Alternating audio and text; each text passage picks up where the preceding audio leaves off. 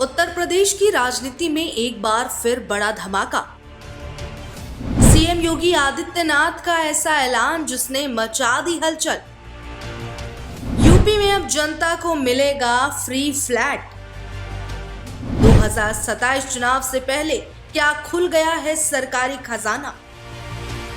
UP सरकार की इस नई योजना के तहत अब टीचर, वकील और पत्रकार जैसे प्रोफेशनल्स को अपना खुद का फ्री घर मिलेगा।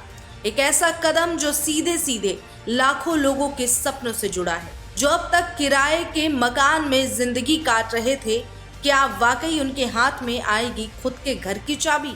सूत्रों की माने तो ये योजना खास तौर पर उन लोगों के लिए लाई जा रही है जो समाज के अहम स्तंभ हैं, लेकिन खुद स्थायी घर से वंचित है। सरकार का दावा है कि स्कीम के तहत आधुनिक सुविधाओं से लैस फ्लैट दिए जाएंगे।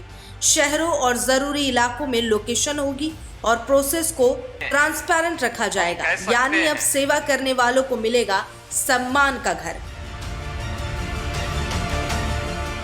वहीं विपक्ष ने भी इस ऐलान पर अब सवाल उठाने शुरू कर दिए। समाजवादी पार्टी और बाकी दलों का कहना है कि ये सिर्फ चुनावी स्टंट है।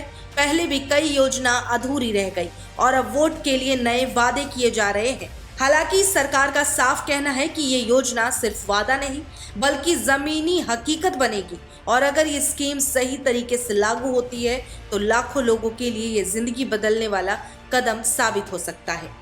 सीएम योगी ने प्रदेश में शिक्षकों, वकीलों और पत्रकारों के लिए आवासीय योजना विकसित करने की बात कही। मुख्यमंत्री योगी आदित्यनाथ ने साफ कहा कि जिन लोगों के पास अपनी जमीन नहीं है उनके लिए बहुमंजिला मकान तैयार किए जाएंगे। सीएम योगी ने कहा कि माफियाओं ने सरकारी जमीनों पर कब्जा कर रखा था, जिन्हें अब मुक्त कराकर उपयोग में लाया जा रहा है। जहां ऐसी जमीन बची है उसे भी खाली कराया जाएगा और मकान बनवाकर टीचरों को, वकीलों को और पत्रकारों को दिया जाएगा। मुख्यमंत्री ने कहा कि साल 2017 से पहले प्रदेश में बड़ी मात्रा में सरकारी जमीनों पर अवैध कब्जे थे। इन जमीनों को अब मुक्त कराया गया है और उनका इस्तेमाल आम लोगों के हित में किया जाएगा। उन्होंने अधिकारियों को निर्देश दिया कि जहां भी ऐसी जमीनें कब्जे में है उन्हें प्राथमिकता से खाली कराया जाए।